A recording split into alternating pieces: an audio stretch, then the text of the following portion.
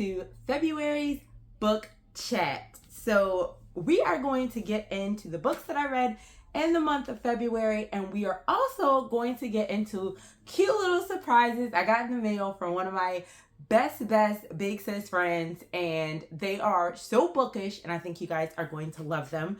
So let's go ahead and get started. We got 6 books for the month of February. I swear I was reading as slow as the month felt long.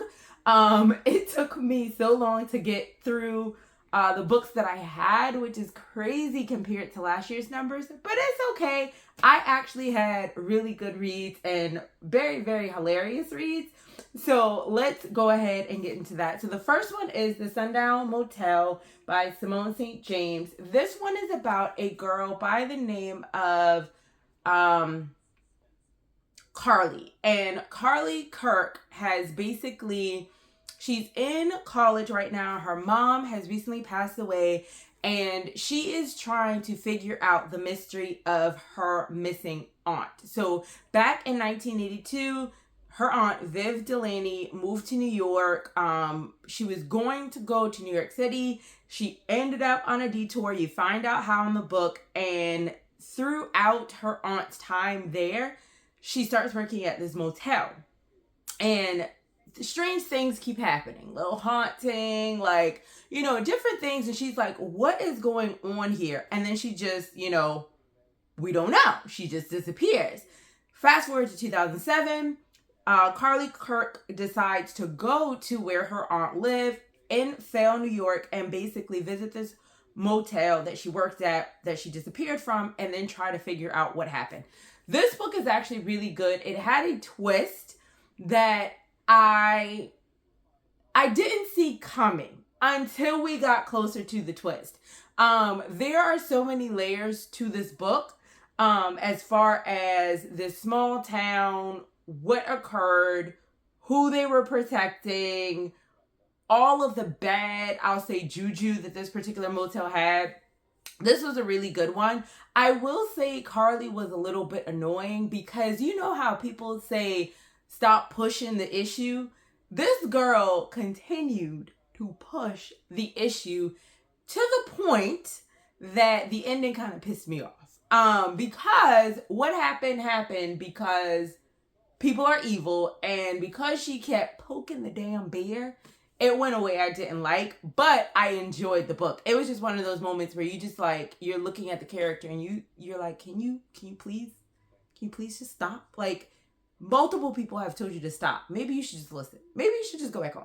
So that's what this one is about. I really, really enjoyed this one, and it is dual perspective, back and forth, past and present.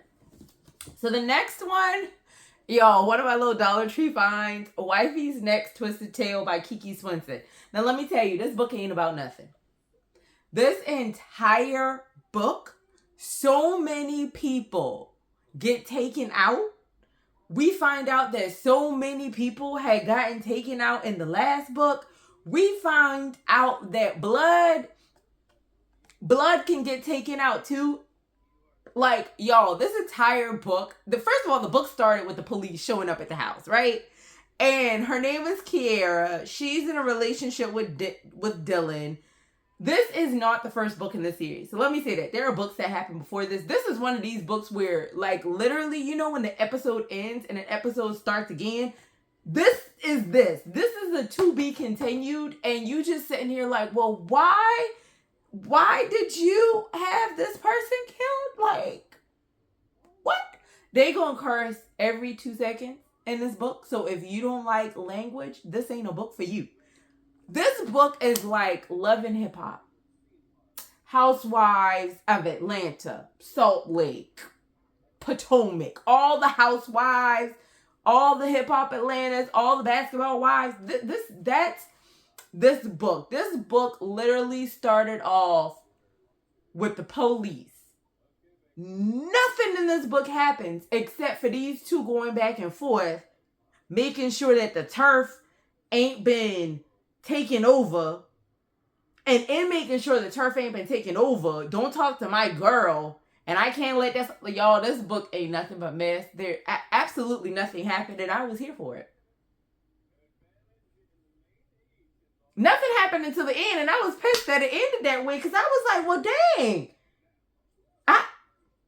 I thought it was going to go another way, but I suspect that somebody who was real involved with Kara and Dylan had something to do with the end and kind of in on it.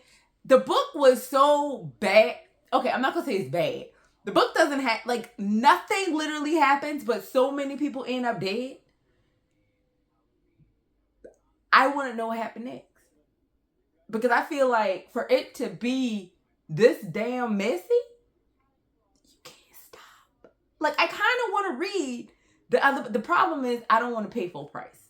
This is definitely the book that you get from Dollar Tree for $1.25, and you want to get multiples. Now, am I going to invest in other books? I might have to, because I really need to know what happened at the end after all hell broke loose.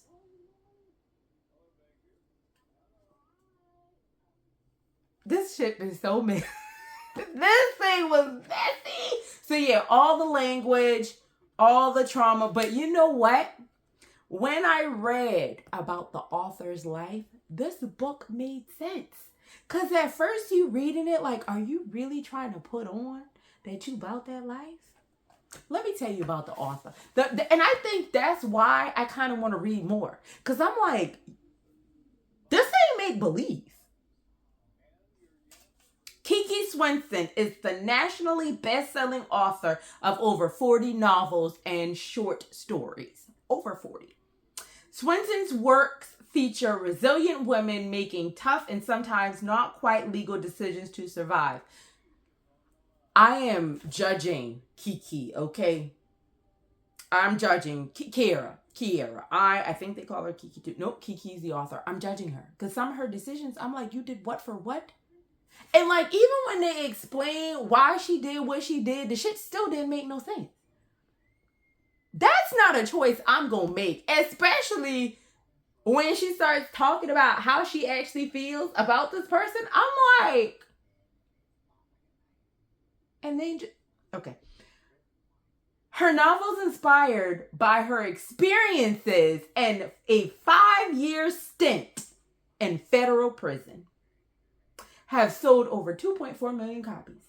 She completed her first novel while incarcerated, and her second novel, Wifey, went on to become a #1 Essence bestseller and the first installment in one of today's most popular urban series. A native of Portsmouth, Virginia, and a former hustler's wife, Swinson resides in Smyrna, Georgia, and that's why I want to keep reading this shit, because this is not make-believe. This is, and I'm not saying necessarily this was she did, but what I'm saying is she was about that life. And it makes me want to read more. But at the same time, I just felt like I got cussed out the whole time and people ended up dead. I'm probably going to read more. I'm not even going to lie. Because I need to know what happened after they drove off. 140 pages. 140 pages. Dual perspectives. Like, literally, I can't. It don't make any sense for me to read the back of the book because nothing happens. The Really Dead Wives of New Jersey. Now, this one is about, or is by Astrid Dahl. I have mixed feelings about this one, okay? Because this really, okay, so this one is like Love and Hip Hop, all the housewives, all the basketball wives, right? This one is also all the housewives with a little bit of Mob Wives. You know that show that was on MTV? Some Mob Wives is in here. And then there was like another mob show, but it was like about, oh, I can't remember her name. It was on VH1. It was on VH1, and it's like this drug dealer, she has since, I think she was murdered actually, but I can't remember her name. Anyway, that's what this one was about. Okay, so the story is about a girl named Hope who basically marries into a very prominent Italian family in Jersey. She was linked to this man, Leo, by her cousin. They don't say the cousin's name on the back. I can't remember. Eden. She was linked by her cousin. So they kind of had a cultish upbringing, Eden and her cousin Hope. But basically, Eden's like, I can really use Hope to get her out of where she is, but then also push my career forward in reality TV. Because she's on a popular, like, she's the producer of a popular reality TV show, the Housewives or whatever of New Jersey, something like that. But, Golden State Goddesses is what it's called. But there's a better show that she wants to be on. And she's like, if I bring her in, this will help, right? Her cousin's into music, but her cousin's been living, like, in this small city in California. Like I said, a cultish life. And these women, or at least one woman doesn't like her. And then you have the other women, like, some of them are like the kiss ass of the person who doesn't like the girl. I don't even know all these people's names. It was just basically something is strange, as one of the leading ladies say. Basically, do they show? They don't say her name. Leo is the husband, and then there is the kind of head chick in charge that basically does not like her. And she's just trying to figure out why she's here. You're trying to come, Carmela, I think that's her. You're trying to come into my family. I don't trust you. I know you have a secret type thing. Anyway, throughout this book, a housewife becomes no more. Okay? One of these housewives become no more. That then leads to a series of other things happening. Here's my issue with this book. Because this book was actually really good. The parts I didn't like was they keep talking about their past and what they went through, but they never actually dig deep into that. So you're left to imagine, okay? But they talk about it so much. It's like, if we're going to give it that much attention, we need to really, really talk about it, right? They don't do that. And that annoyed me. Hope has a little secret that this day and age could or could not be a big deal. But that past comes forward. And that, okay, here's the other part that was crazy. One, I don't think the person that was the person who did it was the likeliest person who did it. But did it give a good, oh, gotcha? It did.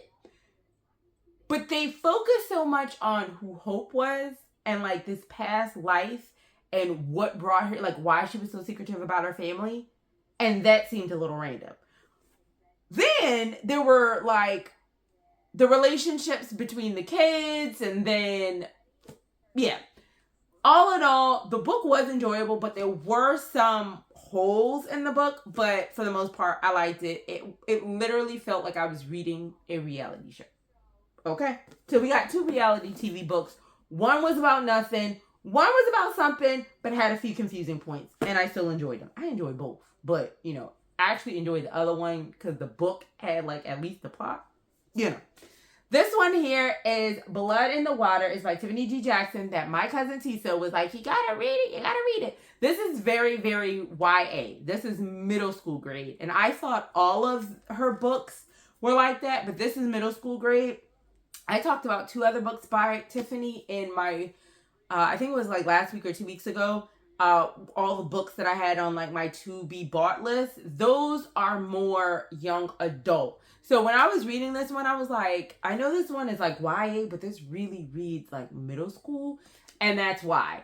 This one is like kids, like you get this out the kids section of Barnes & Noble, but her other books are in the young adult section.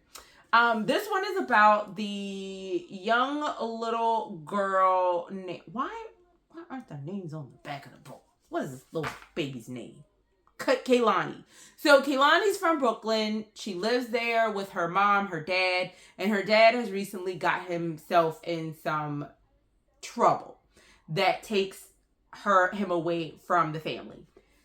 So there are some Black wealthy folk in their life that live in Martha's Vineyard in Oak Bluff. And if you know anything about that, a lot of Black wealthy people do live there, have lived there for years. So her parents are like, you need to get away from the drama. We want you to go out there. And she's supposed to be going with her dad's really good family friends. So they were good friends with his parents.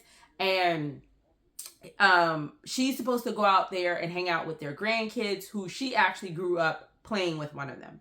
So she gets there on this island and she's meeting everybody, and she meets this guy at the house the first day by the name of, oh, what is his name? What's his name? Okay, I'm almost there. His name is Chadwick. So she meets Chadwick, and Chadwick is like a big history buff. He's a young high school student. He's about to graduate. He's very popular, and he's really, really into history. And when they meet, he's like, hey, do you know the history of the house you're staying in? And she's like, well, no, like, tell me about it. He's like, no, I'm not going to tell you. You have to figure it out, right?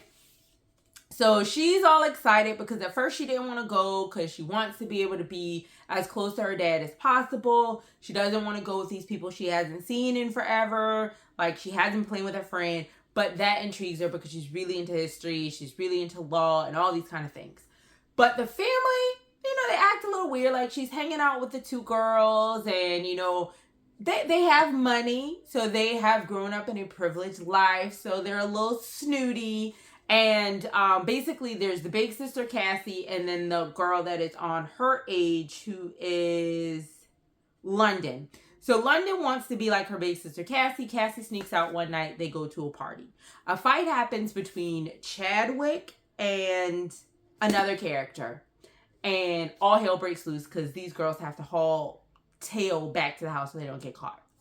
After that, the next day, they find out that someone has been murdered. That basically kind of puts the island in a tense spot. But for Kehlani, she's like, okay, this is really weird because, you know, people seem like they're going back to their normal lives, blah, blah, blah. Well, Kehlani links up with the brother, the relative of the person, I'm not going to tell you who, and they're trying to figure out what happened. So by them investigating, they start uncovering a lot of secrets on this island. And baby, like I said when I was talking about her other books, if she writes a children's book like this, come on over to the adult side. Like, I'm very excited to read the young adult ones because if it hits like the secrets, and like I was gasping, and I have not gasped in a book in a long time, but I gasped at the secrets that these little babies was uncovering. Okay? Foolishness. This was a really good one, so I definitely highly recommend reading it. I mean, it's so short. It's like over 200 pages, but it's, like I said, YA. Super easy, middle grade to read. No language, no trauma, nothing like that. So a book by a Black author that you can read without being traumatized. All Eyes on Him by Iliana Xander. A genius or a monster. Now, this one, I called it. I knew what was going on. I knew what the switch was going to be. But this one had an annoying freaking character. Oh my gosh. Almost as annoying. This one was annoying, right? This one was annoying to the 10th power. I don't understand how you're supposed to be undercover trying to figure out what happened to your friends when at every single turn you are being so obvious about the fact that you're trying to figure out some information. I'm just like, read the room. And then your foolishness literally causes issues with what's actually going on. So basically, Natalie's friend went out. They were at a club. She goes off with this guy. She's found on a bench in a park, unresponsive. She's unconscious, all of the things. Natalie originally did not know what this person looked like. They didn't know who they was, didn't have a name or anything like that when she was talking to the detectives. And so one day she's just out and about and she sees this person who is literally the man of the year. So her idea is, I'm going to figure this out on my own because, you know, I want to know who did this to my friends, and I don't think the cops are going to be able to do it. So she takes this job basically working for this man to figure it out in secret, and was literally not being secretive at all. Like, you could read what she was doing from the moment it started. She was annoying. But the book was actually good. Especially because in the beginning, you get the biggest OMG moment. And you have to get through the end of the book to figure out how it all ties together. Now, do I feel like a little part of it was a little far-fetched? Because I'm like, really though? Really though? But isn't that why we read books? To just get those things that just seem like, I don't know now. Is that, okay, I'll bite. But I enjoyed this one. She was just annoying as heck. But the story was still good. Now, the last one I read, In Deadly Company by Ella Stratton. This is another Black author for us to read. So in the stack, we have 3 Black authors here. I'm going to highly recommend 2 of them. Unless you want some mess and you don't mind being cussed out. Because I feel like I was being cussed out at that point. But anyway, this is another one. It's really good. This one was told in multiple, not multiple points. Well, yeah, multiple points of view and then multiple time frames. So it's told between Jeremiah, the main character, Nicole, and one more person's perspective. Is it? Or is it just Nicole and Jeremiah? Actually, I'm wrong. It's just told between Nicole and Jeremiah's perspective, but it is told in past and present. So basically, the CEO of the company that Nicole has worked for was murdered or died in an accident, right? But Nicole was suspected of being involved in that person's death. So even though it was ruled an accident, when it happened, the cops thought that she may have been involved, of course, because she's like the assistant. And so she basically had to, you know, clear her name, and she did. Like, everybody was like, okay, whatever, it's just an accident. But people always thought something was a little fishy. So when we get to the book, that happened years prior. But where we are in the book, another incident happened prior to this one. So we're looking at 2 major incidents that are all connected. So first, her boss has been in this accident. And, you know, people are thinking, that's a little weird. But we get past that, right? And then let's just say a lot of people didn't make it from a party one night. That has occurred prior to this. And basically what's happening, we're a year past that, and she's trying to set the record straight on everything. The way that's being done is through a movie. So basically, she was asked to adapt her life story to a movie, and she's like, okay, yes, it's a good way to clear my name and really explain what happened that weekend. Y'all, when we got to the end, I didn't know. I will say this one, it's not action-packed until the end, but it is still very interesting throughout. And when we get to the end, and all the stuff start happening, it's like, what? Like, pause. Like, how does this go from, like, 0 to 10,000?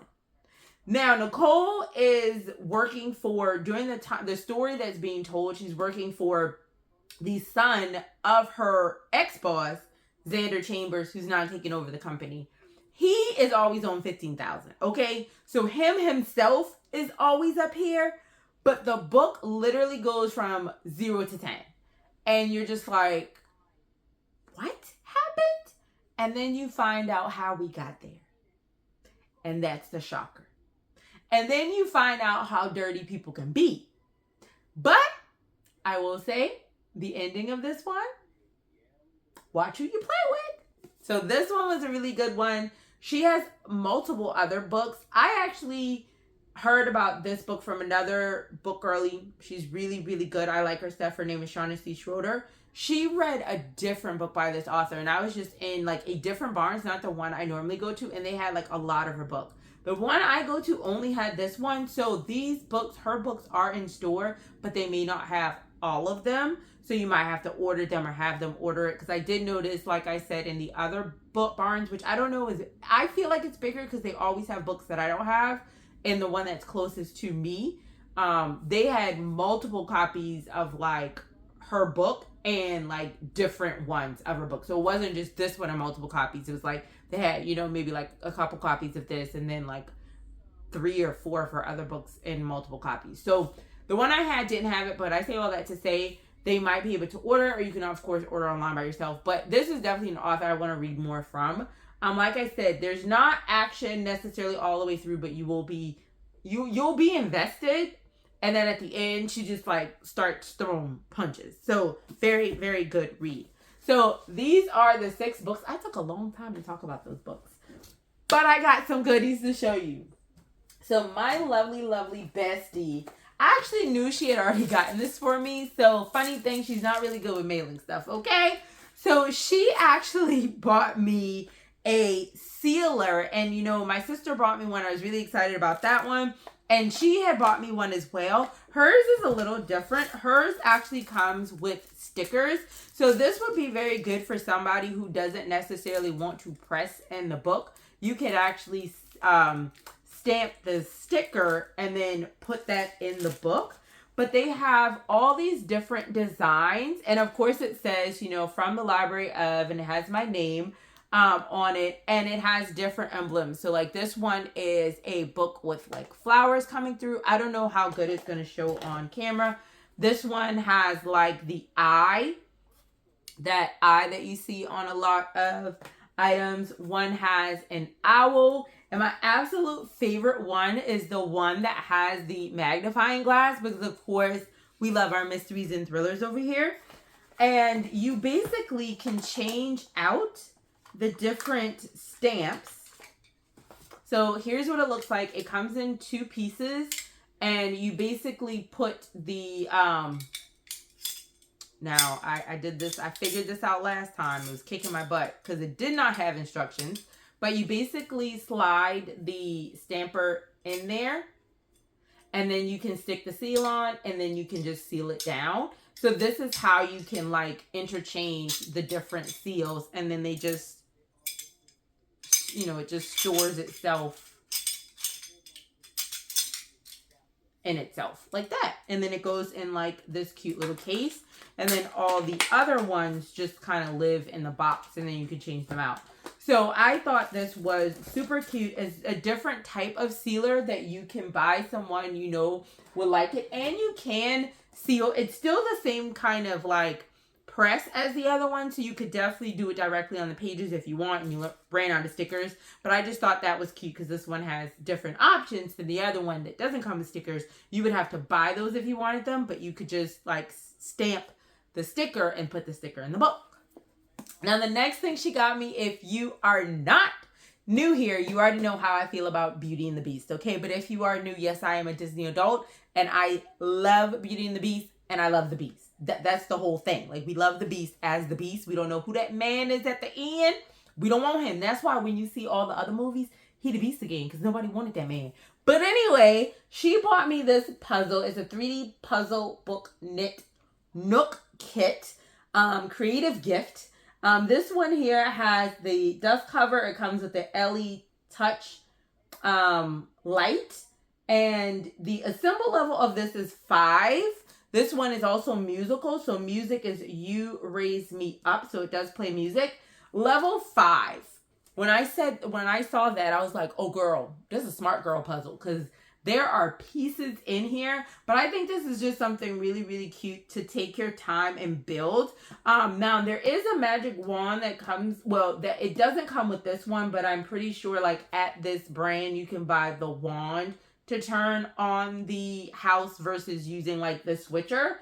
But I have a wand because I have like floating candles, and I kind of wonder if that wand would work with this one. I might have to try that out, but I'm very excited to do this. It is pretty small pieces, but I kept it in the box package just so I could show it to you guys. I don't know where she purchased it from, but the company name on it is Tone Cheer.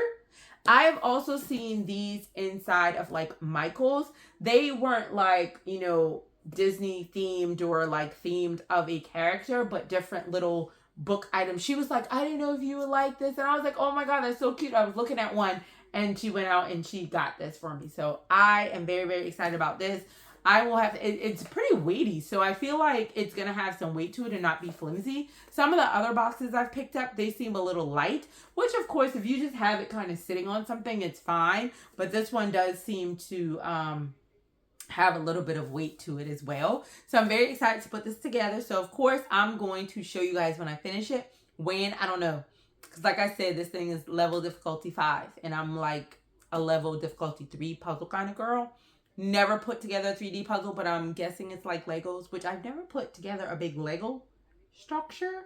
But we're going to do it. So I feel like this is definitely going to be good when those times when I'm like, okay, I am not wanting to read words on the page, but I want to be engrossed in books. I have options. So thank you guys so much for watching this video. My name is Sho'Shanna. For those of you who are new, join the family. For those of you who keep coming back, thank you so much. I'll see you in the next one.